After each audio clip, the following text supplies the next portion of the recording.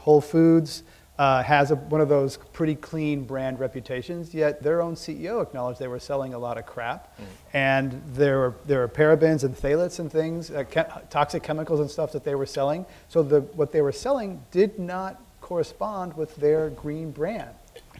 Yeah, Whole Foods is probably the most successful case of a retailer who convinced the world that just walking into their store, everything inside it would be sustainable. And the fact you are a good person for doing it. Right, and it's worth your whole paycheck to shop at Whole Foods and to get the stuff. It turned out, as John Mackey pointed out, there's a lot of stuff on their shelves that was not very good stuff. He called it crap. He said 50% of the stuff on our shelves is crap. It's soda and it's crap and it's stuff even in our 360 brand that we own.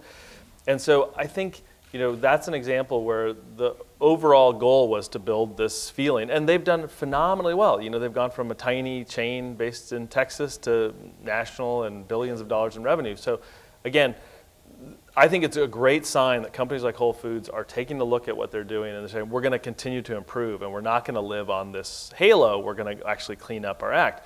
You see it also, Patagonia, I think a great example that went forward on transparency. They launched something called the Footprint Chronicles a few years ago that began a process of them admitting both the good, the bad, and the ugly of their products. And that's pretty dangerous for a green brand, a kind of environmental clothing brand, to say, look, we put these toxic chemicals that are our durable water repellents that are on the jacket. Now, the jacket is recycled polyester, but that's good. The bad news is we put a toxic chemical on top to make it water repellent.